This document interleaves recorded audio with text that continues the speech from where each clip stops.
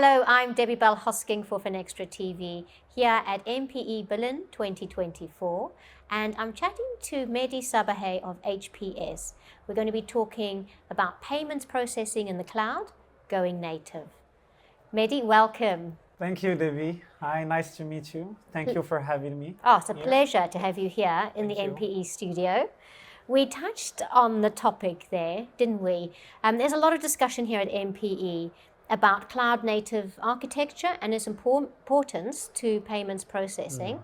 In your opinion, how does this empower financial institutions? So maybe just before answering the question, what is important just to understand what does it mean? Yes.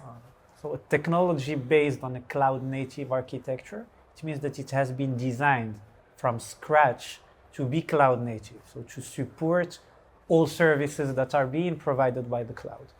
So today, financial institutions that will or leverage on cloud-native architecture will have huge benefits in terms of infrastructure, in terms of scalability, in terms of performance. So it's new whole of new services that will be provided thanks to the cloud. But again, the technology behind need to support this natively. See what is important here to mention. And how does that empower the financial institutions? It's bunch of new services that will be provided in terms of automatic scalability, meaning that before you need to scale your business, you need to buy or to change your infrastructure. Here, you're having the cloud, so it's just a matter of adding new resources that will be done automatically. Okay, so this is in terms of scaling your business, it's a huge added value. Then there is performance, because you're using all native services of the cloud, and also based on some microservices architecture, you can achieve some high performance. So, for instance, a Black Friday today on a cloud-native architecture is not the same as if you are on your own private cloud with a legacy, let's say, architecture. So this kind of stuff, are empowering directly, let's say, the financial institution. Then you have everything behind the scene, which is how you're managing your logs, your security, your audit trails. So before you had to build your own systems, today you are leveraging on the services of the cloud. So again, it's much easier to control, to see if there is a problem, where it comes from, all of that. So financial institutions are starting to look at software as a service as an alternative to in-house processing. Exactly. What are the opportunities here for the financial institutions? It's being quick to the market. Mm-hmm. It's the time to market on a SaaS mode is very high. The banks can leverage on the services that are already provided by the processor, and they can only focus on what they know most, their customers, rather than the technology or the infrastructure or the security that is behind. So we're talking more about boarding than implementing. Mm. And in terms of time to market, there is a high difference.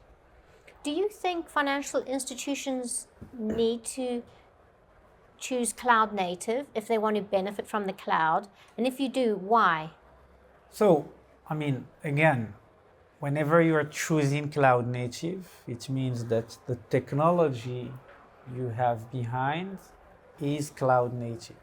So, of course, if they can work with people like HPS, today we're providing our latest version of our software is cloud native.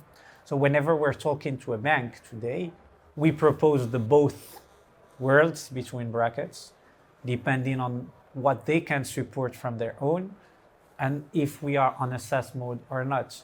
But whenever we're talking to someone and we do have this cloud native technology, if he can support it, of course, we can advise for that. The thing is that not all the banks today, all financial institutions are ready to go with cloud native technology, because it means that it's a whole infrastructure or a whole way of hosting that is different. So depending on their capabilities, if they can, we will always, of course, advise for that. cloud native. How can they become ready?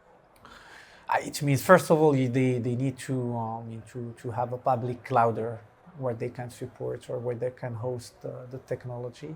Then it's a bunch of new tools like what we call Kafka for event orchestration, Kubernetes. So the whole, let's say, deployment is different. So they need people to be trained. They need some change management also there.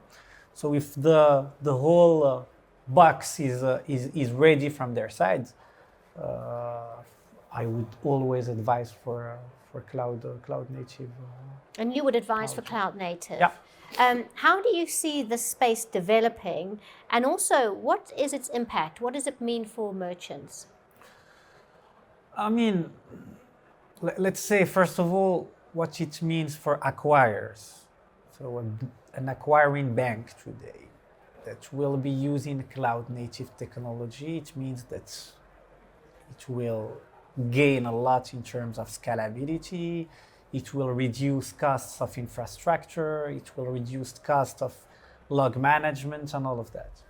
Then, and we are neutral in this world. I mean, we're providing the technology. We're providing technology to acquiring banks, but we can also provide technology to retailers. So we're not setting the commissions here. Okay, so it will decrease the costs.